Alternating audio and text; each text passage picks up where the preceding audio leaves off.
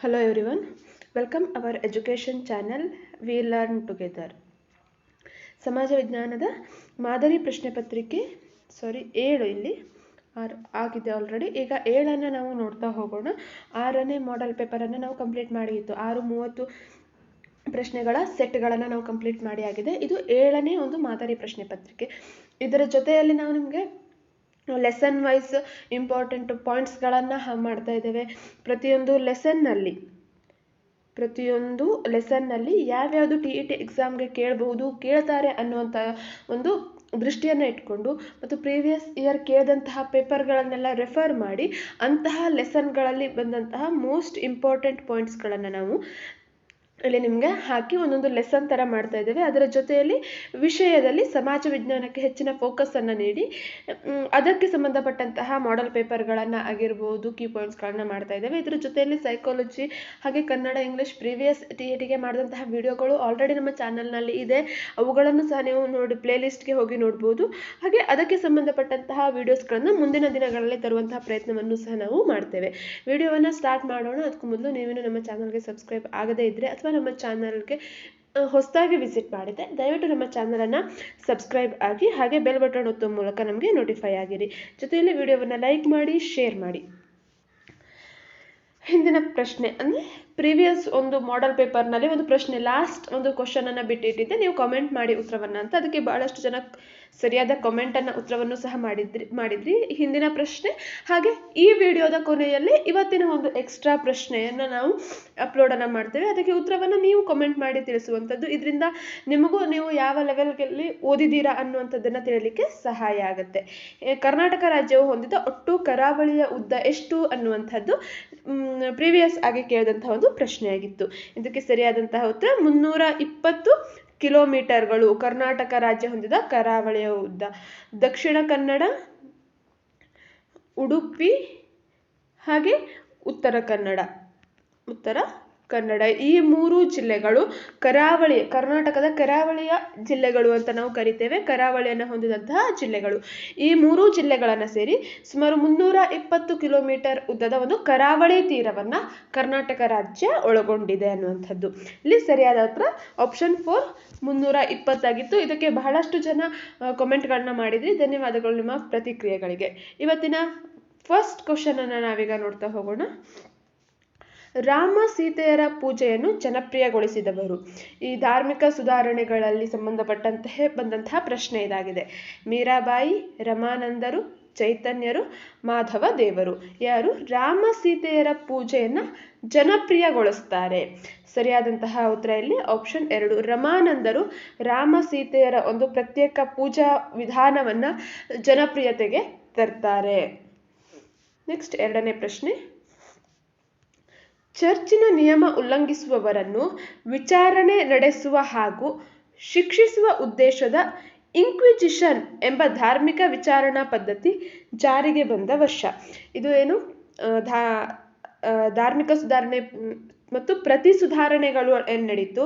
Martin Luther ಹಾಗೆ Ignatius Loyola ಇವರ ಒಂದು ನೇತೃತ್ವದಲ್ಲಿ ನಡೆದಂತಹ ಈ ಒಂದು ಸುಧಾರಣೆಯಲ್ಲಿ, ಈ ಒಂದು ಸುಧಾರಣಾ ಚಳುವಳಿಗಳಲ್ಲಿ ಈ ಇನ್ಕ್ವಿಜಿಷನ್ ಹೇಳುವಂತಹ ಒಂದು ಧಾರ್ಮಿಕ ಪದ್ಧತಿ ಜಾರಿಗೆ ತರ್ತಾರೆ. ಆ ಧಾರ್ಮಿಕ ಪದ್ಧತಿಯ ಒಂದು ಉದ್ದೇಶ ಏನು? ಇನ್ಕ್ವಿಜಿಷನ್ ಅನ್ನು ಜಾರಿಗೆ ತಂದಿರೋದು ಯಾಕೆ ಅಂದ್ರೆ ಈ ರೋಮನ್ ಕ್ಯಾಥೋಲಿಕ್ ಚರ್ಚ್ ಏನಿದೆ, ಈ ಚರ್ಚಿನ ದುರಾಡಳಿತವನ್ನ ಪ್ರಶ್ನಿಸಿ ನಡೆದಂತಹ ಚಳುವಳಿಯ ಧಾರ್ಮಿಕ ಸುಧಾರಣಾ ಚಳುವಳಿ ಅನ್ನುವಂಥದ್ದು ನಮ್ಗೆ ಗೊತ್ತಿದೆ. ಅದಾದ ನಂತರ ಪ್ರತಿ ಸುಧಾರಣಾ ಚಳುವಳಿ ಅಂತ ಇಗ್ನೇಷಿಯಸ್ ಲಯೋಲಾ ಅವರ ನೇತೃತ್ವದಲ್ಲಿ ನಡೆಯುತ್ತೆ. ಆ ಸಂದರ್ಭದಲ್ಲಿ ಈ ಚರ್ಚಿನ ಕೆಲವೊಂದಿಷ್ಟು ನಿಯಮಗಳೇನಿರ್ತವೆ, ರೋಮನ್ ಕ್ಯಾಥೋಲಿಕ್ ಚರ್ಚ್ನ ಕೆಲವೊಂದಿಷ್ಟು ನಿಯಮಗಳನ್ನ ಯಾರು ಉಲ್ಲಂಘನೆಯನ್ನ ಮಾಡ್ತಾರೋ ಅವರನ್ನ ವಿಚಾರಣೆ ಮಾಡಿ ಹಾಗೆ ಅವರನ್ನ ಶಿಕ್ಷಿಸುವಂತಹ ಉದ್ದೇಶದಿಂದ ಇನ್ಕ್ವಿಜಿಷನ್ ಹೇಳುವಂತಹ ಒಂದು ಧಾರ್ಮಿಕ ವಿಚಾರಣಾ ಪದ್ಧತಿಯನ್ನ ಜಾರಿಗೆ ಬರ್ತಾರೆ. ಅದು ಯಾವ ವರ್ಷದಲ್ಲಿ ಜಾರಿಗೆ ಬಂತು ಅನ್ನುವಂಥದ್ದು ಪ್ರಶ್ನೆ. ಆಪ್ಷನ್ 1542, 1552, 1452 ಹಾಗೆ 1442.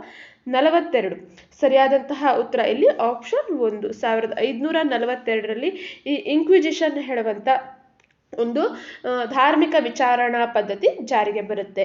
ಇನ್ನು ಪ್ರತಿ ಸುಧಾರಣೆ ಇಗ್ನೇಷಿಯಸ್ ಲಯೋಲಾ ಅಂತ ಅನ್ನಲ್ಲ, ಆತ ಜೀಸಸ್ ಸೊಸೈಟಿ ಹೇಳುವಂಥ ಒಂದು ಸಂಸ್ಥೆಯನ್ನು ಹುಟ್ಟುಹಾಕ್ತಾನೆ. ಈ ರೋಮನ್ ಕ್ಯಾಥೋಲಿಕ್ ಚರ್ಚ್ ಏನು ತನ್ನ ಪಾರಮ್ಯವನ್ನು ಅಂದರೆ ತನ್ನ ವೈಭವವನ್ನು ಕಳೆದುಕೊಂಡಿತ್ತಲ್ಲ, ಆ ರೋಮನ್ ಕ್ಯಾಥೋಲಿಕ್ ಚರ್ಚ್ನ ವೈಭವವನ್ನು ಪುನರ್ ಸ್ಥಾಪಿಸುವುದಕ್ಕಾಗಿ ಇಗ್ನೇಷಿಯಸ್ ಲಯೋಲಾ ಹೋರಾಡ್ತಾನೆ. ಅದನ್ನು ಪ್ರತಿ ಸುಧಾರಣಾ ಚಳುವಳಿ ಅಂತ ಕರೆಯುವಂಥದ್ದು. ನೆಕ್ಸ್ಟ್ 3ನೇ ಪ್ರಶ್ನೆ, ಭಾರತದ ವಾಯುಪಡೆಯ ಈಶಾನ್ಯ ಕಮಾಂಡಿನ ಸ್ಥಳ. ಈ ಭಾರತದ ಭೂಸೇನೆ ಆಗಿರ್ಬೋದು, ವಾಯುಸೇನೆ ಆಗಿರ್ಬೋದು, ಅಥವಾ ನೌಕಾಸೇನೆ ಆಗಿರ್ಬೋದು, ಅದರ ಪ್ರಮುಖ ಕಮಾಂಡ್ಗಳು, ಆ ಕಮಾಂಡ್ಗಳು ಯಾವ್ಯಾವ ಪ್ರದೇಶದಲ್ಲಿ ಇದೆ ಅನ್ನುವಂಥದ್ದನ್ನು 9th ಸೋಷಿಯಲ್ ಒಂದು ಬುಕ್ನಲ್ಲಿ ನೀಡಿದ್ದಾರೆ. ಅದನ್ನು ಒಂದು ಕಡೆ ನೋಟ್ ಮಾಡಿ ಇಟ್ಟು ಅದನ್ನು ಓದ್ಕೊಳ್ಬೇಕಾಗತ್ತೆ.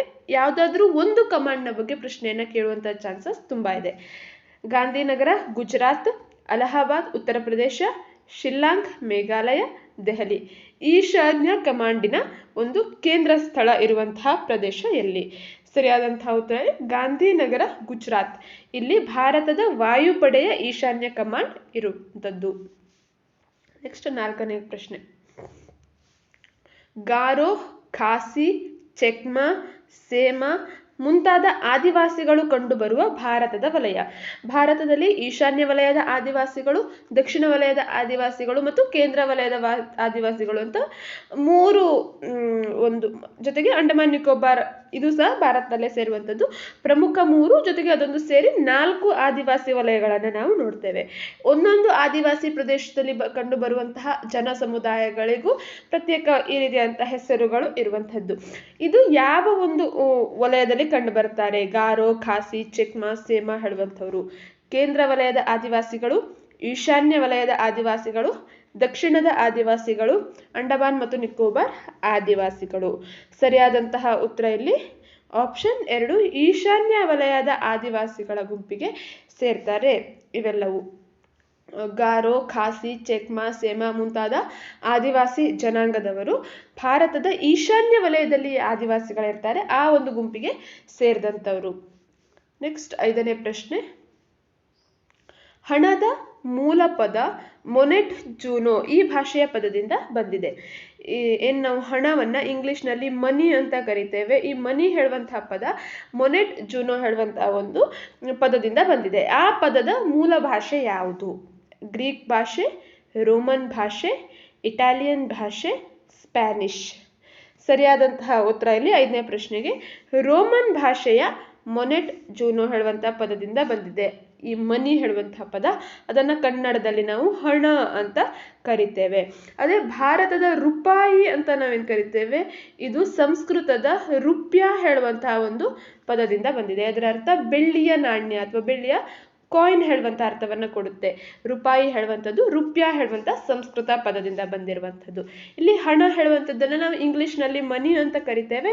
ಆ ಮನಿ ಹೇಳುವಂಥದ್ದು ರೋಮನ್ ಭಾಷೆಯ ಮೊನೆಟ್ ಜೂನೋ ಹೇಳುವಂಥ ಒಂದು ಪದದಿಂದ ಬಂದಿರುವಂಥದ್ದು. ನೆಕ್ಸ್ಟ್ 6ನೇ ಪ್ರಶ್ನೆ, ನಹುವ ಇವರ ಭಾಷೆಯಾಗಿದೆ. ಈ ನಾಗರಿಕತೆಯ ಕಾಲಕ್ಕೆ ಸಂಬಂಧಪಟ್ಟಂತಹ ಒಂದು ಪ್ರಶ್ನೆ ಇದಾಗಿದೆ. ನಾಗರಿಕತೆಯಲ್ಲಿ ಏನು ಅಮೆರಿಕಾದ ನಾಗರಿಕತೆಗಳಲ್ಲಿ ಮಾಯಾ, ಆಸ್ಟೆಕ್, ಇಂಕಾ ಈ ನಾಗರಿಕತೆಗೆ ಸಂಬಂಧಪಟ್ಟಂತೆ ಈ ನಹುಹ ಹೇಳುವಂಥದ್ದು ಯಾವ ಒಬ್ಬ ನಾಗರಿಕತೆಯ ಒಂದು ಜನಾಂಗದ ಭಾಷೆ? ಮಾಯನ್ನರ ಭಾಷೆ, ಆಸ್ಟೆಕ್ಕರ ಭಾಷೆ, ಇಂಕಾಗಳ ಭಾಷೆ, ಗ್ರೀಕರ ಭಾಷೆ. ಅಮೆರಿಕ ನಾಗರಿಕತೆಗೆ ಸಂಬಂಧಪಟ್ಟಂತೆ ಅಂತ ಹೇಳಿದಾಗ ಗ್ರೀಕ್ ನಾಗರಿಕತೆ ಅಥವಾ ಗ್ರೀಕರ ಭಾಷೆ ಅನ್ನುವಂಥದ್ದು ಬರೋದಿಲ್ಲ. ಮಾಯಾ, ಆಸ್ಟೆಕ್, ಇಂಕಾ ಈ 3ರಲ್ಲಿ ನಹುವ ಹೇಳುವಂಥದ್ದು ಯಾವ ಒಂದು ನಾಗರಿಕತೆಗೆ ಸಂಬಂಧಪಟ್ಟಂತಹ ಭಾಷೆಯಾಗಿದೆ? ಸರಿಯಾದ ಉತ್ತರ ಇದು ಆಸ್ಟೆಕ್ಕರ ಭಾಷೆ ನಹುವ. ಆಪ್ಷನ್ 2 ಏನಿದೆ ಸರಿಯಾದಂತಹ ಉತ್ತರ ಆಗಿದೆ ಇದಕ್ಕೆ.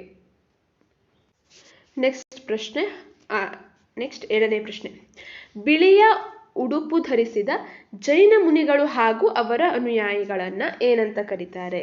ಮಹಾಯಾನ ಎಂದು ಕರೆಯುತ್ತಾರೆ, ದಿಗಂಬರ ಎಂದು ಕರೆಯುತ್ತಾರೆ, ವಜ್ರಾಯಾನ ಎಂದು ಕರೆಯುತ್ತಾರೆ, ಶ್ವೇತಾಂಬರರು ಎಂದು ಕರೆಯುತ್ತಾರೆ. ಪ್ರಶ್ನೆ ಏನಿದೆ, ಬಿಳಿಯ ಉಡುಪನ್ನು ಧರಿಸ್ತಾರೆ ಬರ್ತಂಥ ಜೈನ ಮುನಿ ಹಾಗೂ ಅವರ ಅನುಯಾಯಿಗಳನ್ನು ಕರೆಯುವಂಥದ್ದು ಶ್ವೇತಾಂಬರರು. ಉತ್ತರದಲ್ಲೇ ತಿಳಿಯುತ್ತೆ. ಶ್ವೇತ ಅಂದರೆ ಬಿಳಿ ಹೇಳುವಂತಹ ಅರ್ಥ ಕೊಡುತ್ತೆ. ಅಂಬರ ಅಂದರೆ ಬಟ್ಟೆ ಹೇಳುವಂತಹ ಅರ್ಥವನ್ನು ಕೊಡುತ್ತೆ. ಬಿಳಿಯ ಬಟ್ಟೆಗಳನ್ನು ಧರಿಸಿದಂತಹವರನ್ನ ಶ್ವೇತಾಂಬರರು ಅಂತ ಕರೀತಾರೆ. ದಿಗಂಬರರು ಅಂದ್ರೆ ಏನು? ದಿಕ್ಕುಗಳನ್ನೇ ಬಟ್ಟೆಯನ್ನಾಗಿ ಹಾಕ್ಕೊಳ್ಳುವಂಥವ್ರು, ಅಂದರೆ ಯಾವುದೇ ಬಟ್ಟೆಗಳನ್ನು ತೊಡದೆ ಇರುವಂತಹವರು ದಿಗಂಬರರು. ಇವರು ಉಡುಪುಗಳನ್ನೇ ಧರಿಸದಂತಹ ಜೈನ ಮುನಿ ಹಾಗೂ ಅವರ ಅನುಯಾಯಿಗಳು. ಈ ಶ್ವೇತಾಂಬರರು ಪಾರ್ಶ್ವನಾಥನ ಅನುಯಾಯಿಗಳನ್ನ ಶ್ವೇತಾಂಬರರು ಅಂತ ಕರೆದ್ರೆ, ದಿಗಂಬರರು ಅಂತ ನಾವು ವರ್ಧಮಾನ ಮಹಾವೀರರ ಒಂದು ಅನುಯಾಯಿಗಳನ್ನ ಕರೆಯುವಂಥದ್ದು. ಇನ್ನು ಮಹಾಯಾನ ವಜ್ರಾಯನ ಹೇಳುವಂಥದ್ದು ಬೌದ್ಧ ಒಂದು ಮತದಲ್ಲಿ ಕಂಡು ಬರುವಂತಹ ಒಂದು ಪಂಥ. ಮಹಾಯಾನ, ವಜ್ರಾಯನ ಮತ್ತು ಹೀನಾಯಾನ ಹೇಳುವಂಥ 3 ಪಂಥಗಳು ಬೌದ್ಧ ಮತದಲ್ಲಿ ನಾವು ನೋಡ್ತೇವೆ. ಈ ಶ್ವೇತಾಂಬರರು, ದಿಗಂಬರರು ಅಂತ ಬಿಳಿಯ ಬಟ್ಟೆಯನ್ನು ಧರಿಸುವವರು ಹಾಗೆ ಬಟ್ಟೆಯನ್ನು ಧರಿಸದೇ ಇರುವವರು, ದಿಕ್ಕುಗಳನ್ನೇ ಬಟ್ಟೆಗಳಾಗಿ ತೊಡುವಂತಹವರು ಅಂತ ಅರ್ಥವನ್ನ ದಿಗಂಬರರು ಅನ್ನೋದ್ರಲ್ಲಿ ತಿಳ್ಕೊಳ್ಬಹುದು.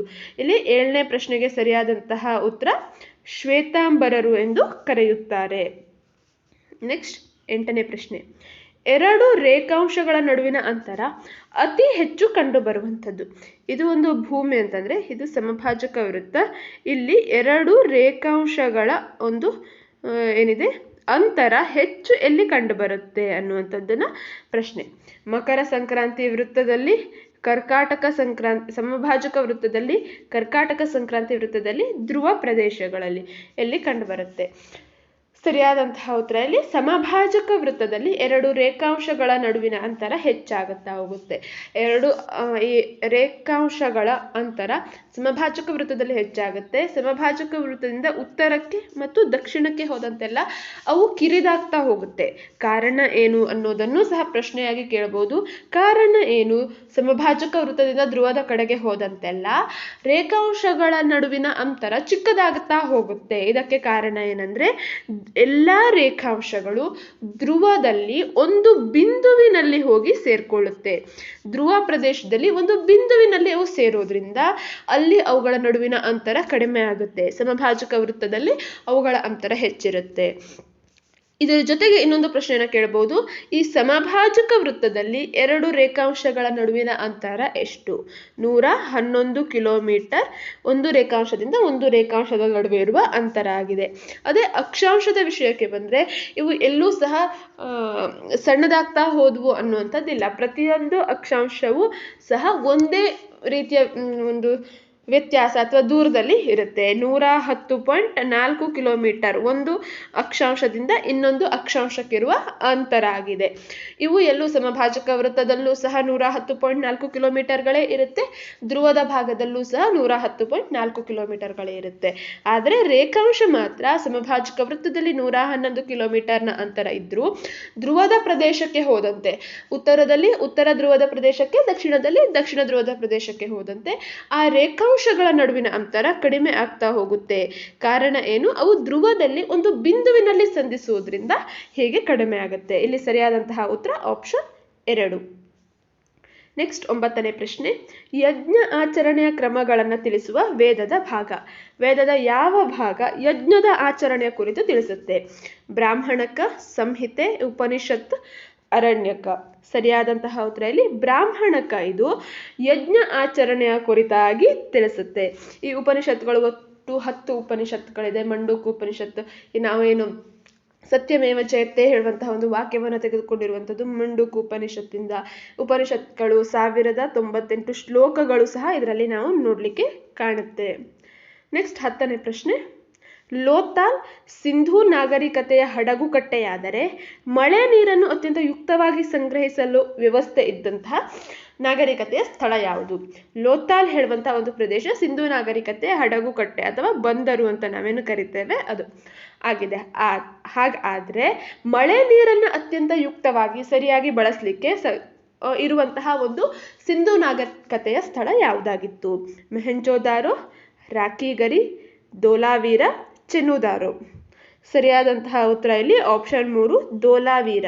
ಇದು ಮಳೆ ನೀರನ್ನು ಅತ್ಯಂತ ಯುಕ್ತವಾಗಿ ಸಂಗ್ರಹಿಸಿ ಅದನ್ನು ಬಳಸಲಿಕ್ಕೆ ಇದ್ದಂತಹ ಒಂದು ಸ್ಥಳ ಆಗಿತ್ತು, ಪ್ರಮುಖ ಸ್ಥಳ ಆಗಿತ್ತು. ಮತ್ತು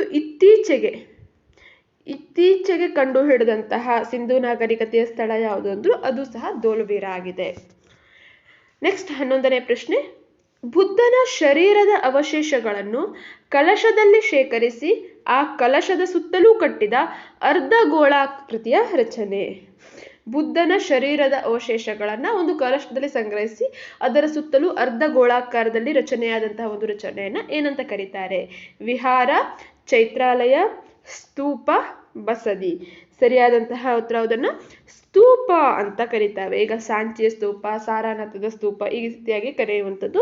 ಬುದ್ಧನ ಅವಶೇಷಗಳನ್ನ ಸಂಗ್ರಹಿಸಿ ಅರ್ಧ ಒಂದು ಗೋಳಾಕಾರದಲ್ಲಿ ರಚಿಸಿದಂತಹ ಒಂದು ವಾಸ್ತುಶಿಲ್ಪ ರಚನೆಯಾಗಿದೆ ಅದು. ಆಪ್ಷನ್ 3 ಏನಿದೆ 11ನೇ ಪ್ರಶ್ನೆಗೆ ಸರಿಯಾದ ಉತ್ತರ. ನೆಕ್ಸ್ಟ್ 12ನೇ ಪ್ರಶ್ನೆ, ಕ್ರೈಸ್ತ ಪದದ ಅರ್ಥ. ದೇವರ ಮಗ, ದೇವರು, ಪ್ರವಾದಿ, ರಕ್ಷಕ. ಸರಿಯಾದಂತಹ ಉತ್ತರ ಇದರಲ್ಲಿ ರಕ್ಷಕ ಹೇಳುವಂತಹ ಅರ್ಥವನ್ನು ಕೊಡುತ್ತೆ ಕ್ರೈಸ್ತ ಹೇಳುವಂತಹ ಪದ. ಇನ್ನು ಕ್ರೈಸ್ತ ಮತ ಅದರ ಸ್ಥಾಪಕ, ಹಾಗೆ ಆತನಕ್ಕೆ ಒಂದು ದೀಕ್ಷಾ ಸ್ನಾನವನ್ನು ನೀಡಿದವರು, ಅವರನ್ನು ಎಲ್ಲಿ ಯಾವ ಬೆಟ್ಟದಲ್ಲಿ ಅವರನ್ನ ಶಿಲುಬೆಗೇರಿಸಲಾಯಿತು, ಇವೆಲ್ಲವೂ ಸಹ ಈ ಒಂದು ಲೆಸನ್ನಲ್ಲಿ ಕ್ರೈಸ್ತ ಮತ ಮತ್ತು ಇಸ್ಲಾಂ ಮತ ಈ ಒಂದು ಲೆಸನ್ನಲ್ಲಿ ಇಂಪಾರ್ಟೆಂಟ್ ಇರುವಂತಹ ಒಂದಿಷ್ಟು ನೋಟ್ಸ್ಗಳಾಗಿದ್ದಾವೆ. ಕ್ರೈಸ್ತ ಪದದ ಅರ್ಥ ರಕ್ಷಕ ಹೇಳುವಂಥದ್ದು. ನೆಕ್ಸ್ಟ್ 13ನೇ ಪ್ರಶ್ನೆ, ನಿನೆವಾ ನಗರದಲ್ಲಿ ಗ್ರಂಥಾಲಯ ನಿರ್ಮಿಸಿದ ಮೆಸೊಪೊಟೇಮಿಯಾದ ಚಕ್ರವರ್ತಿ. ಮೆಸೊಪೊಟೇಮಿಯಾ ನಾಗರಿಕತೆಯ ಯಾವ ಚಕ್ರವರ್ತಿಯಿಂದ ನಿನೆವಾ ಹೇಳುವಂತ ಒಂದು ನಗರದಲ್ಲಿ ಒಂದು ಬೃಹತ್ ಗ್ರಂಥಾಲಯದ ನಿರ್ಮಾಣ ಆಗುತ್ತೆ? ಅಸುರ್ ಬನ್ನಿಪಾಲ್, ನೆಬುಕಡ್ನೆಚ್ಚರ್, ಹಮ್ಮುರಬಿ, ಸುಮೇರಿಯನ್. ಸರಿಯಾದಂತಹ ಉತ್ತರ ಇಲ್ಲಿ ಅಸುರ್ ಬನ್ನಿಪಾಲ್. ಈತನು ನಿನೆವಾ ಹೇಳುವಂತ ನಗರದಲ್ಲಿ ಗ್ರಂಥಾಲಯವನ್ನ ನಿರ್ಮಾಣ ಮಾಡ್ತಾನೆ. ಇನ್ನು 2ನೇ ನೆಬುಕಡ್ನೆಚ್ಚರ್, ಈತ ತೂಗು ಉದ್ಯಾನ, ಮೆಸೊಪೊಟೇಮಿಯಾದ ತೂಗು ಉದ್ಯಾನವನ ಅಂತ ಏನಿದೆ ಅದನ್ನ ಒಂದು ರಚನೆಯನ್ನ ಮಾಡ್ತಾನೆ. ಇನ್ನು ಹಮ್ಮುರಬಿ ಆತನ ಕಾನೂನು ಅಥವಾ ನೀತಿ ಸಂಹಿತೆ, ಹಮ್ಮುರಬಿಯ ಕಾನೂನಿಗೆ ಈತ ಪ್ರಸಿದ್ಧರಾಗಿದ್ದಾನೆ. ಎಲ್ರಿಗೂ ಅಂದ್ರೆ ಮೇಲ್ವರ್ಗದವರಾಗಿರಬಹುದು, ಕೆಳವರ್ಗದವರು, ಮಹಿಳೆಯರು, ಗುಲಾಮರು ಅನ್ನದೆ ಎಲ್ರಿಗೂ ಒಂದು ಉತ್ತಮವಾದಂತಹ ಕಾನೂನು ವ್ಯವಸ್ಥೆಯನ್ನ ನೀಡಿದಂತಹ ಕೀರ್ತಿ ಹಮ್ಮುರಬಿಗೆ ಸೇರುತ್ತೆ. ಪ್ರಾಚೀನ ಕಾನೂನಿನ ಮೂಲ ಅಂದ್ರೆ ನಾವು ಹಮ್ಮುರಬಿಯ ಕಾನೂನು ಅಂತ ತಗೊಳ್ಳುವಂಥದ್ದು. ಇಲ್ಲಿ ನಿನೆವಾ ನಗರದಲ್ಲಿ ಗ್ರಂಥಾಲಯವನ್ನು ನಿರ್ಮಿಸಿದವನು ಅಸುರ್ ಬನ್ನಿಪಾಲ್. ನೆಕ್ಸ್ಟ್ 14ನೇ ಪ್ರಶ್ನೆ, ಕವಿರಾಜ ಎಂಬ ಬಿರುದು ಧರಿಸಿದ ದೊರೆ. ಸಮುದ್ರಗುಪ್ತ, 1ನೇ ಚಂದ್ರಗುಪ್ತ, ಕುಮಾರಗುಪ್ತ, ಚಂದ್ರಗುಪ್ತ. ಸರಿಯಾದಂತಹ ಉತ್ತರ 14ನೇ ಪ್ರಶ್ನೆಗೆ ಸಮುದ್ರಗುಪ್ತ. ಈತ ಕವಿರಾಜ ಹೇಳುವಂತ ಬಿರುದನ್ನ ಹೊಂದಿದ್ದ. ಸಂಗೀತದ ಮೇಲೆ ಹೆಚ್ಚಿನ ಆಸಕ್ತಿಯನ್ನು ಹೊಂದಿದ್ದ, ಸಂಗೀತ ಪ್ರಿಯನಾಗಿದ್ದ. ಇದು ಯಾವುದರಿಂದ ತಿಳಿದು ಬರುತ್ತೆ? ನಾಣ್ಯಗಳನ್ನು ಹೊರಡಿಸಿರೋದ್ರಲ್ಲಿ ಆ ನಾಣ್ಯಗಳ ಮೇಲೆ ವೀಣೆ ನುಡಿಸುತ್ತಿರುವಂತಹ ಚಿತ್ರ, ಒಂದು ದೇವಿಯ ವೀಣೆ ನುಡಿಸುತ್ತಿರುವಂತಹ ಚಿತ್ರ, ಈ ರೀತಿಯಾದಂತಹ ನಾಣ್ಯಗಳನ್ನ ಆತ ಚಲಾವಣೆಗೆ ತರ್ತಾನೆ. ಇದರಿಂದ ಆತ ಸಂಗೀತ ಪ್ರಿಯನಾಗಿದ್ದ ಅನ್ನುವಂಥದ್ದನ್ನ ತಿಳ್ಕೊಳ್ಬಹುದು. ಸಮುದ್ರಗುಪ್ತ ಸಂಗೀತ ಪ್ರಿಯನಾಗಿದ್ದ ಅನ್ನುವಂಥದ್ದನ್ನ ತಿಳಿಬಹುದು. ಹಾಗೆ ಅಶ್ವಮೇಧ ಯಾಗವನ್ನ ಮಾಡಿದಾನೆ ಆತ ಅನ್ನುವಂಥದ್ದನ್ನು ಸಹ ತಿಳಿಬಹುದು. ನೆಕ್ಸ್ಟ್ 15ನೇ ಪ್ರಶ್ನೆ, ಅತ್ಯಂತ ಸಮತಟ್ಟಾದ ಭೂಖಂಡ. ಯುರೋಪ್, ಆಸ್ಟ್ರೇಲಿಯಾ, ದಕ್ಷಿಣ ಅಮೆರಿಕ, ಅಂಟಾರ್ಟಿಕಾ. ಸರಿಯಾದಂತಹ ಉತ್ತರ ಇಲ್ಲಿ ಆಪ್ಷನ್ 2, ಆಸ್ಟ್ರೇಲಿಯಾ ಖಂಡವನ್ನ ಅತ್ಯಂತ ಸಮತಟ್ಟಾದ ಭೂಖಂಡ ಅಂತ ಕರೀತಾರೆ. ಕಾರಣ ಏನು ಹಾಗಂತ ಕರೀಲಿಕ್ಕೆ? ಈ ಆಸ್ಟ್ರೇಲಿಯಾದ ಸರಿಸುಮಾರು ಎಲ್ಲಾ ಭಾಗಗಳು ಸರಾಸರಿ ಎತ್ತರ ಸಮುದ್ರ ಮಟ್ಟದಿಂದ 600 ಮೀಟರ್ಗಿಂತಲೂ ಕಡಿಮೆ. ಹಾಗಾಗಿ ಇದನ್ನ ಸರಾಸರಿ ಎತ್ತರವನ್ನು ತೆಗೆದುಕೊಂಡಾಗ ಸಮುದ್ರ ಮಟ್ಟದಿಂದ 600 ಮೀಟರ್ಗಿಂತಲೂ ಕಡಿಮೆ ಇರೋದ್ರಿಂದ ಇದನ್ನ ಅತ್ಯಂತ ಸಮತಟ್ಟಾದ ಭೂಖಂಡ, ಮರುಭೂಮಿ ಭೂಖಂಡ ಅಂತಲೂ ಸಹ ಇದನ್ನ ಕರೀತಾರೆ. ಇಲ್ಲಿ ನದಿ ವ್ಯವಸ್ಥೆ ಅಥವಾ ನೀರಾವರಿ ವ್ಯವಸ್ಥೆ ಅಷ್ಟಾಗಿ ಕಂಡು ಬರೋದಿಲ್ಲ. ಮುರ್ರೆ ಮತ್ತು ಮಾರ್ಗನ್ ಪ್ರಮುಖ ಒಂದು ನದಿಯಾಗಿದೆ ಈ ಆಸ್ಟ್ರೇಲಿಯಾ ಖಂಡದಲ್ಲಿ. ಇನ್ನೊಂದು ಪ್ರಮುಖ ಆಸ್ಟ್ರೇಲಿಯಾದ ಬಗ್ಗೆ ನೋಡಿದ್ರೆ ಆರ್ಟಿಸಿಯನ್ ಬಾವಿಗಳು ಕಂಡು ಬರುವಂತಹ ಖಂಡ ಯಾವುದು ಅಂತ ಕೇಳಬಹುದು. ಅದು ಆಸ್ಟ್ರೇಲಿಯಾ ಖಂಡದಲ್ಲಿ ಕಂಡು ಬರುವಂತಹ ಒಂದು ನೀರಾವರಿ ವ್ಯವಸ್ಥೆ ಅಥವಾ ನೀರಾವರಿಗೆ ಇರುವ ಮೂಲ ಆಗಿರುವಂಥದ್ದು. ನೆಕ್ಸ್ಟ್ 16ನೇ ಪ್ರಶ್ನೆ, ಅತಿ ಆಳದ ಸಾಗರ ತಗ್ಗು ಯಾವುದು? ಟೊಂಗಾ ಪ್ರಪಾತ, ಕೊರೈಲ್ ಪ್ರಪಾತ, ಫಿಲಿಪೈನ್ಸ್, ಚಾಲೆಂಜರ್ ತಗ್ಗು. ಈ ಸಾಗರ ತಳದ ಭೂಸ್ವರೂಪಗಳು ಅಂತ ಬಂದಾಗ ಈ ಆಳ ಸಾಗರ ತಗ್ಗು ಅಥವಾ ಸಾಗರ ಪ್ರಪಾತ ಹೇಳುವಂಥದ್ದು ಒಂದು ಸಾಗರದ ಭೂಸ್ವರೂಪಕ್ಕೆ ಬರುವಂಥದ್ದು. ಖಂಡಾವರಣ ಪ್ರದೇಶ ಒಂದಾದರೆ ಖಂಡಾವರಣ ಪ್ರದೇಶ ಒಂದು ಸಾಗರದ ಸ್ವರೂಪ ಆಗಿದೆ. ಖಂಡಾವರಣ, ಇಳಿಜಾರು, ಆಳಸಾಗರ ಮೈದಾನ ಹಾಗೆ ಆಳಸಾಗರದ ತಗ್ಗು, ಇವು 4 ಸಾಗರದ ಪ್ರಮುಖ ಒಂದು ಭೂಸ್ವರೂಪ. ಯಾವುದು ಪ್ರಪಂಚದಲ್ಲೇ ಅತ್ಯಂತ ಆಳವಾದಂತಹ ಸಾಗರ ತಗ್ಗು ಯಾವುದು? ಸರಿಯಾದಂತಹ ಉತ್ತರ ಇಲ್ಲಿ ಚಾಲೆಂಜರ್ ತಗ್ಗು. ಇದು ಅತಿ ಆಳವಾಗಿದೆ. ಇದು ಫಿಲಿಪೈನ್ಸ್ ಪೆಸಿಫಿಕ್ ಸಾಗರದಲ್ಲಿ ಕಂಡುಬರುತ್ತದೆ. ಪೆಸಿಫಿಕ್ ಸಾಗರದ ಮಾರಿಯಾನಾ ಟ್ರೆಂಚ್ ಹೇಳುವಲ್ಲಿ ಕಂಡುಬರುವಂತಹ ಚಾಲೆಂಜರ್ ಡೀಪ್ ಅಥವಾ ಚಾಲೆಂಜರ್ ತಗ್ಗು ಪ್ರಪಂಚದ ಆಳವಾದಂತಹ ಒಂದು ಸಾಗರ ತಗ್ಗಾಗಿದೆ. ನೆಕ್ಸ್ಟ್ 17ನೇ ಪ್ರಶ್ನೆ. ಗುಲಾಮಿ ಸಂತತಿಯ ಸ್ಥಾಪಕ. ದೆಹಲಿಯ ಸುಲ್ತಾನರಲ್ಲಿ ಗುಲಾಮಿ ಸಂತತಿ, ಖಿಲ್ಜಿ ಸಂತತಿ, ತುಘಲಕ್ ಸಂತತಿ, ಲೋಧಿ ಸಂತತಿ, ಹೀಗೆ ಒಟ್ಟು 5 ಸಂತತಿಗಳನ್ನು ನಾವು ನೋಡ್ತೇವೆ. ಅದರಲ್ಲಿ ಗುಲಾಮಿ ಸಂತತಿಯ ಸ್ಥಾಪಕ ಯಾರು? ಕುತುಬುದ್ದೀನ್ ಐಬಕ್, ಅಲ್ತಮಷ್, ರಜಿಯಾ ಸುಲ್ತಾನ, ಬಲ್ಬನ್. ಸರಿಯಾದಂತಹ ಉತ್ತರ ಇಲ್ಲಿ ಕುತುಬುದ್ದೀನ್ ಐಬಕ್ ಗುಲಾಮಿ ಸಂತತಿಯ ಸ್ಥಾಪಕ. ಈ ಸಂತತಿಗೆ ಗುಲಾಮಿ ಸಂತತಿ ಅಂತ ಯಾಕೆ ಹೆಸರು ಬಂತು ಅನ್ನೋದನ್ನು ನೋಡ್ತಾ ಹೋದ್ರೆ, ಈ ಕುತುಬುದ್ದೀನ್ ಐಬಕನು ಮಹಮ್ಮದ್ ಘೋರಿಯ ಗುಲಾಮ್ನಾಗಿದ್ದ. ಅದರ ನಂತರ ಬಂದಂತಹ ಅಲ್ತಮಷ್ ಆಗಿರ್ಬೋದು, ಬಲ್ಬನ್ ಆಗಿರ್ಬೋದು, ಇವರೆಲ್ಲರೂ ಸಹ ಗುಲಾಮರಾಗಿ ನಂತರ ಸುಲ್ತಾನರಾದಂತಹ ಕಾರಣಕ್ಕಾಗಿ ಈ ಸಂತತಿಯನ್ನ ಗುಲಾಮಿ ಸಂತತಿ ಅಂತ ಕರೆಯುವಂಥದ್ದು. ಇದರ ಜೊತೆಗೆ ಮಾಮೇಲುಕ್ ಸಂತತಿ ಅಂತನೂ ಸಹ ಇದನ್ನ ಕರೀತಾರೆ. ಅದರ ಅರ್ಥನೂ ಸಹ ಗುಲಾಮಿ ಸಂತತಿ ಅಂತ. ಇನ್ನು ರಜಿಯಾ ಸುಲ್ತಾನ, ಇದಕ್ಕೆ ಸಂಬಂಧಪಟ್ಟಂತೆ ಹೇಳೋದಾದ್ರೆ ದೆಹಲಿಯ ಸಿಂಹಾಸನವನ್ನ ಏರಿದಂತಹ ಪ್ರಥಮ ಮಹಿಳೆ ಅಂತ ರಜಿಯಾ ಸುಲ್ತಾನನ್ನ ಕರೆಯುವಂಥದ್ದು. ಬಲ್ಬನ್ ನಿರಂಕುಶ ಅಧಿಕಾರತ್ವವನ್ನ ವಹಿಸಿದಂಥವನು. ನೆಕ್ಸ್ಟ್ 18ನೇ ಕ್ವಶನ್. ಇವರಲ್ಲಿ ಯಾರು ಬಿಳಿಯ ಕ್ರಾಂತಿಯ ಪಿತಾಮಹ ಎನಿಸಿದ್ದಾರೆ? ಆಪ್ಷನ್ಗಳೇನೇನಿದೆ? ಧೀರುಭಾಯ್ ಅಂಬಾನಿ, ಅಚಿಮ್ ಪ್ರೇಮ್ಜಿ, ನಾರಾಯಣ್ ಮೂರ್ತಿ ಹಾಗೆ ವರ್ಗೀಸ್ ಕುರಿಯನ್. ಯಾರನ್ನ ಬಿಳಿಯ ಕ್ರಾಂತಿಯ ಪಿತಾಮಹ ಅಂತ ಕರೆಯುವಂಥದ್ದು. ಏನು ಬಿಳಿಯ ಕ್ರಾಂತಿಯ ಪಿತಾಮಹ ಅಥವಾ ಬಿಳಿಯ ಕ್ರಾಂತಿ ಹೇಳುವಂಥದ್ದು ಯಾವುದಕ್ಕೆ ಸಂಬಂಧಪಟ್ಟಿದೆ ಅನ್ನೋದು ನೋಡಿದ್ರೆ, ಹಾಲು ಮತ್ತು ಹಾಲಿನ ಉತ್ಪನ್ನಗಳಲ್ಲಿ ಉಂಟಾದಂತಹ ಒಂದು ಬದಲಾವಣೆಯಿಂದ ತೀವ್ರಗತಿಯಲ್ಲಿ ಉಂಟಾದಂತಹ ಬೆಳವಣಿಗೆಯನ್ನು ನಾವು ಬಿಳಿಯ ಕ್ರಾಂತಿ ಅಂತ ಕರಿತೇವೆ. ಆ ಬಿಳಿಯ ಕ್ರಾಂತಿಯ ಪಿತಾಮಹ ಅಂತ ಯಾರನ್ನ ಕರೀತಾರೆ? ಸರಿಯಾದಂತಹ ಉತ್ತರ ಇಲ್ಲಿ ವರ್ಗೀಸ್ ಕುರಿಯನ್ ಅವರನ್ನ ಕರೀತಾರೆ ಬಿಳಿಯ ಕ್ರಾಂತಿಯ ಪಿತಾಮಹ ಅಂತ. ಗುಜರಾತ್ನ ಕೈರಾದ ಆನಂದ್ ಹೇಳುವಂತ ಪ್ರದೇಶದಲ್ಲಿ ಅಮೂಲ್ ಹಾಲು ಮತ್ತು ಹಾಲಿನ ಉತ್ಪನ್ನವನ್ನ ಪ್ರಾರಂಭ ಮಾಡ್ತಾರೆ. ಅದು ಬಹಳಷ್ಟು ಜನಪ್ರಿಯತೆಯನ್ನು ಪಡೆಯುತ್ತೆ. ಹಾಲಿನ ಉತ್ಪಾದನೆಯಲ್ಲಿ ತೀವ್ರತರವಾದಂತಹ ಬೆಳವಣಿಗೆ ಆಗುತ್ತೆ. ಹಾಗಾಗಿ ಅವರನ್ನ ಬಿಳಿಯ ಕ್ರಾಂತಿಯ ಪಿತಾಮಹ ಅಂತ ಕರೀತಾರೆ. ಇನ್ನು MS ಸ್ವಾಮಿನಾಥನ್ ಅವರನ್ನ ಭಾರತದ ಹಸಿರು ಕ್ರಾಂತಿಯ ಪಿತಾಮಹ ಅಂತ ಕರೀತಾರೆ. ಡಾಕ್ಟರ್ ನಾರ್ಮನ್ ಬೋರ್ಲಾಗ್ ಅವರನ್ನ ಹಸಿರು ಕ್ರಾಂತಿಯ ಪಿತಾಮಹ ಅಂತ ಕರೀತಾರೆ. ಈ ಹಸಿರು ಕ್ರಾಂತಿ ಹೇಳುವಂಥದ್ದು ಬೇಳೆಗಳ ಅಥವಾ ಆಹಾರ ಧಾನ್ಯಗಳ ಉತ್ಪಾದನೆಯಲ್ಲಿ ಉಂಟಾದಂತಹ ಬದಲಾವಣೆ ಅಥವಾ ತೀವ್ರತರವಾದಂತಹ ಡೆವಲಪ್ಮೆಂಟ್ಗಾಗಿ ಹೇಗೆ ಕರೆಯುವಂಥದ್ದು. ನೆಕ್ಸ್ಟ್ 19ನೇ ಪ್ರಶ್ನೆ. 3ನೇ ಕರ್ನಾಟಿಕ್ ಯುದ್ಧ ಕೊನೆಗೊಂಡ ಒಪ್ಪಂದ. ಈ ಕರ್ನಾಟಿಕ್ ಯುದ್ಧ ನಡೆಯುವಂಥದ್ದು ಭಾರತದಲ್ಲಿ ಬ್ರಿಟಿಷರು ಮತ್ತು ಫ್ರೆಂಚರ ನಡುವೆ ನಡೆಯುತ್ತೆ. ಒಂದು ಪ್ರಮುಖ ಆದಂತಹ ಯುದ್ಧ ಇದಾಗಿರುತ್ತೆ ಕರ್ನಾಟಿಕ್ ಯುದ್ಧಗಳು. ಭಾರತದಲ್ಲಿ ಬ್ರಿಟಿಷರು ಗಟ್ಟಿಯಾಗಿ ನೆಲೆಯೂರ್ಲಿಕ್ಕೆ, ವಿದೇಶಿಯರನ್ನ ಭಾರತದಲ್ಲಿ ನೆಲೆಯೂರದಂತೆ ಮಾಡಲಿಕ್ಕೆ ಈ 3 ಕರ್ನಾಟಿಕ್ ಯುದ್ಧಗಳು ಪ್ರಮುಖ ಕಾರಣ ಆಗುತ್ತೆ. ಇವರ ಮೊದಲು ಬಂದಂತಹ ಪೋರ್ಚುಗೀಸರಾಗಿರ್ಬಹುದು ಅಥವಾ ಡಚ್ಚರಾಗಿರ್ಬಹುದು, ಈ ಬ್ರಿಟಿಷರು ಮತ್ತು ಫ್ರೆಂಚರ ಒಂದು ಯುದ್ಧಗಳು ಅಥವಾ ಅವರ ತೊಂದರೆಗಳನ್ನ ತಾಳಲಾಗದೆ ಬೇರೆ ಬೇರೆ ಪ್ರದೇಶಗಳಿಗೆ ವ್ಯಾಪಾರಕ್ಕಾಗಿ ಹೋಗ್ತಾರೆ. ಆದ್ರೆ ಈ ಬ್ರಿಟಿಷರು ಮತ್ತು ಫ್ರೆಂಚರು ವ್ಯಾಪಾರಕ್ಕಾಗಿ ಬಂದಂಥವ್ರು ಭಾರತದ ರಾಜಕೀಯ ಪರಿಸ್ಥಿತಿಯನ್ನ ನೋಡಿ ಇಲ್ಲಿ ರಾಜಕೀಯದಲ್ಲಿ ತಮ್ಮ ಹಸ್ತಕ್ಷೇಪವನ್ನ ಪ್ರಾರಂಭ ಮಾಡ್ತಾರೆ. ಅವರಿಬ್ಬರಲ್ಲಿ ಯಾರು ಮೇಲು ಕೀಳು ಹೇಳುವಂಥದ್ದು ಉಂಟಾಗದ ಕಾರಣಕ್ಕಾಗಿ ಬ್ರಿಟಿಷರು ಹಾಗೂ ಫ್ರೆಂಚರ ನಡುವೆ 3 ಕಾರ್ನಾಟಿಕ್ ಯುದ್ಧಗಳು ನಡೆಯುತ್ತೆ.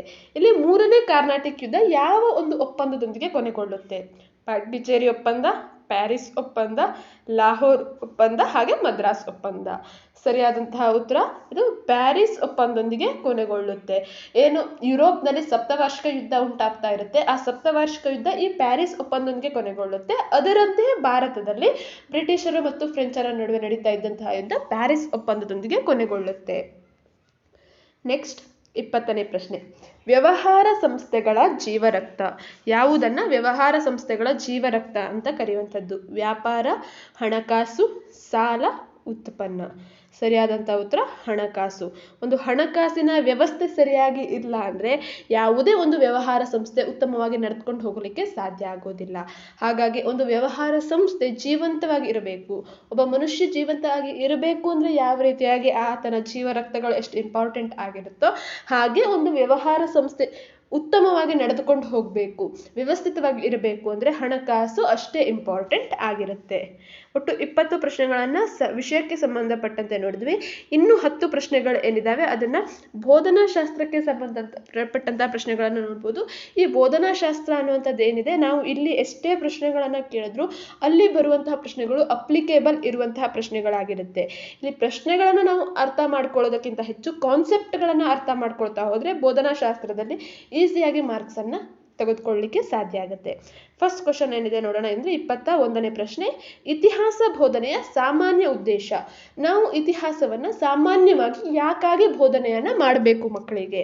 ಉತ್ತಮ ಪೌರತ್ವದ ಲಕ್ಷಣ ಬೆಳೆಸಲು, ಭೂಮಿಯ ಅಧ್ಯಯನದ ಬಗ್ಗೆ ಆಸಕ್ತಿ ಹೆಚ್ಚಿಸಲು, ವಿದ್ಯಾರ್ಥಿಗಳಲ್ಲಿ ಪೌರತ್ವ ಪ್ರಜ್ಞೆ ಬೆಳೆಸಲು, ವಿದ್ಯಾರ್ಥಿಗಳಲ್ಲಿ ಐತಿಹಾಸಿಕ ಚಿಂತನ ಶಕ್ತಿ ಹೆಚ್ಚಿಸಲು. ಆಪ್ಷನ್ಗಳನ್ನು ನೋಡಿದಾಗ ನಮಗೆ ಉತ್ತರ ಈಸಿಯಾಗಿ ಫೈಂಡ್ ಆಗುತ್ತೆ. ಏನಂತ, ಐತಿಹಾಸಿಕ ಚಿಂತನ ಶಕ್ತಿಯನ್ನು ವಿದ್ಯಾರ್ಥಿಗಳಲ್ಲಿ ಬೆಳೆಸಲಿಕ್ಕೆ ನಾವು ಇತಿಹಾಸ ಬೋಧನೆಯನ್ನು ಮಾಡ್ತೇವೆ. ಒಂದು ವಿದ್ಯಾರ್ಥಿಯಲ್ಲಿ ಉತ್ತಮ ಪೌರತ್ವದ ಲಕ್ಷಣವನ್ನು ನಾವು ಬೆಳೆಸಬೇಕು ಅಂದರೆ ಪೌರನೀತಿ ಅಥವಾ ರಾಜ್ಯಶಾಸ್ತ್ರವನ್ನು ನಾವು ಬೋಧನೆ ಮಾಡಬೇಕು. ಭೂಮಿಯ ಅಧ್ಯಯನವನ್ನು ತಿಳಿಯಲಿಕ್ಕೆ ನಾವು ಭೂಗೋಳಶಾಸ್ತ್ರವನ್ನು ಬೋಧನೆ ಮಾಡಬೇಕು. ಪೌರತ್ವದ ಪ್ರಜ್ಞೆಯನ್ನು ಬೆಳೆಸಲಿಕ್ಕೆ ಅಗೇನ್ ನಾವು ರಾಜ್ಯಶಾಸ್ತ್ರ ಅಥವಾ ಪೌರನೀತಿಯನ್ನು ಬೋಧನೆ ಮಾಡಬೇಕು. ಇತಿಹಾಸ ಬೋಧಿಸ್ತಾ ಇದ್ದೇವೆ ಅಂದರೆ ಅದರ ಕಾಮನ್ ಆಗಿರುವಂಥ ಒಂದು ಉದ್ದೇಶ ಏನು? ಐತಿಹಾಸಿಕ ಪ್ರಜ್ಞೆ ವಿದ್ಯಾರ್ಥಿಗಳಲ್ಲಿ, ಇತಿಹಾಸದ ಬಗ್ಗೆ ಚಿಂತನೆಯನ್ನು ಮಾಡುವಂಥದ್ದು ವಿದ್ಯಾರ್ಥಿಗಳಲ್ಲಿ ಹೆಚ್ಚಾಗಬೇಕು. ಹಾಗಾಗಿ ಆಪ್ಷನ್ 4 ಇಲ್ಲಿ ಸರಿಯಾಗಿದೆ. ನೆಕ್ಸ್ಟ್ 22ನೇ ಪ್ರಶ್ನೆ, ಇತಿಹಾಸ ಶಿಕ್ಷಕರು ವಿದ್ಯಾರ್ಥಿಗಳಲ್ಲಿ ಕಾಲ ಪ್ರಜ್ಞೆಯನ್ನು ಬೆಳೆಸಲು ಈ ಬೋಧನೋಪಕರಣಗಳನ್ನು ಬಳಸುತ್ತಾರೆ. ಇತಿಹಾಸ ಶಿಕ್ಷಕರು, ಈಗ ನೀವು ಒಬ್ಬರು ಇತಿಹಾಸ ಶಿಕ್ಷಕರು ಅಂದ್ಕೊಂಡ್ರೆ ನಿಮ್ಮ ಮಕ್ಕಳಲ್ಲಿ ನೀವು ಕಾಲ ಪ್ರಜ್ಞೆಯನ್ನು ಬೆಳೆಸಬೇಕು. ಈಗ 1942ರಲ್ಲಿ ಕ್ವಿಟ್ ಇಂಡಿಯಾ ಚಳುವಳಿ ನಡೆಯಿತು. 1947ರಲ್ಲಿ ಭಾರತಕ್ಕೆ ಸ್ವಾತಂತ್ರ್ಯ ಬಂತು. 1950ರಲ್ಲಿ ಸಂವಿಧಾನದ ರಚನೆ ಆಯಿತು. 1956ರಲ್ಲಿ ವಿಶಾಲ ಮೈಸೂರು ರಾಜ್ಯ ಸ್ಥಾಪನೆ ಆಯಿತು. ಹೀಗೆ ಒಂದಿಷ್ಟು ವಿಷಯಗಳನ್ನು ತಿಳಿಸಬೇಕು. ಇತಿಹಾಸವನ್ನು ಅಥವಾ ಈ ಒಂದು ಕಾಲ ಪ್ರಜ್ಞೆ, ಈ ಕಾಲದಲ್ಲಿ ಹೀಗೆ ಆಯಿತು ಅನ್ನುವಂಥದ್ದನ್ನು ತಿಳಿಸ್ಲಿಕ್ಕೆ ಯಾವ ಬೋಧನೋಪಕರಣ ಸೂಕ್ತ ಆಗಿದೆ? ಕಪ್ಪು ಹಲಗೆ, ಚಿತ್ರಪಟ, ವಿಸ್ತರಣಾ ಪಟ, ಕಾಲರೇಖೆ. ಸರಿಯಾದಂತಹ ಉತ್ತರ ಇಲ್ಲಿ ಕಾಲರೇಖೆ. ಆಪ್ಷನ್ 4 ಏನಿದೆ ಸರಿಯಾಗಿದೆ.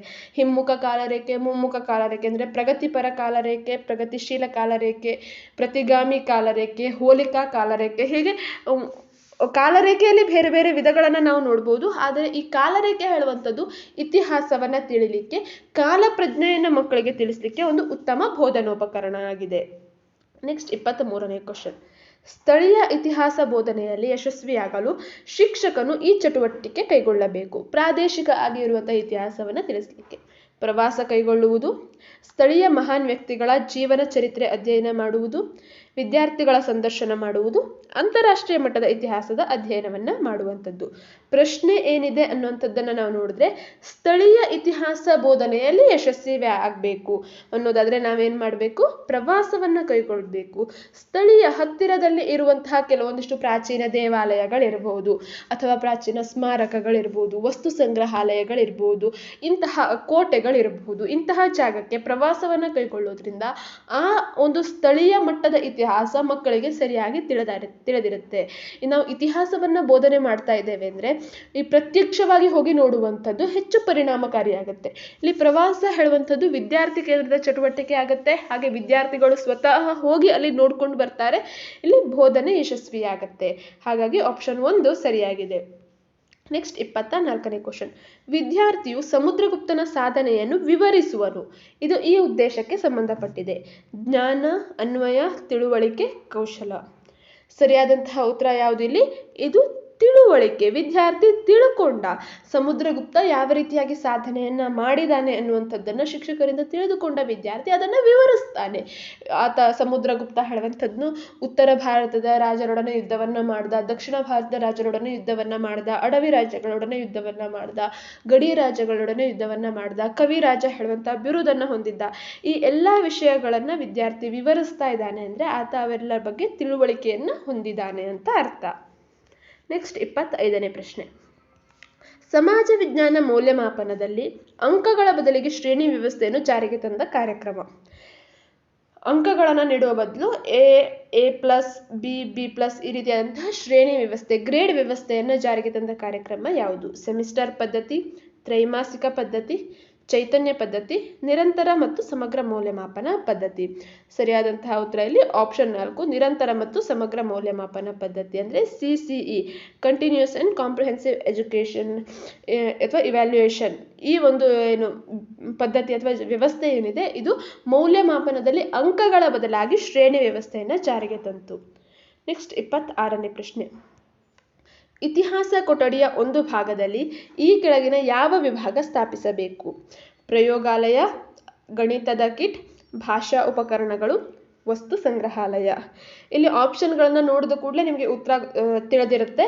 ಪ್ರಯೋಗಾಲಯ ಯಾವಾಗಲೂ ಸೈನ್ಸ್ ಲ್ಯಾಬನ್ನು ನಾವು ಯಾವಾಗಲೂ ಸೈನ್ಸ್ನಲ್ಲಿ ನೋಡ್ತೇವೆ. ಗಣಿತದ ಕಿಟ್ ಇದನ್ನು ಗಣಿತ ವಿಷಯಕ್ಕೆ ಬೋಧನೆಗೆ.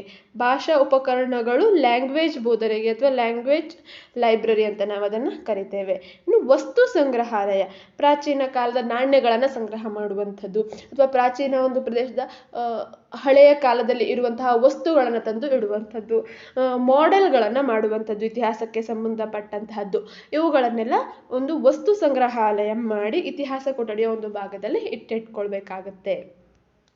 ನೆಕ್ಸ್ಟ್ 27ನೇ ಪ್ರಶ್ನೆ.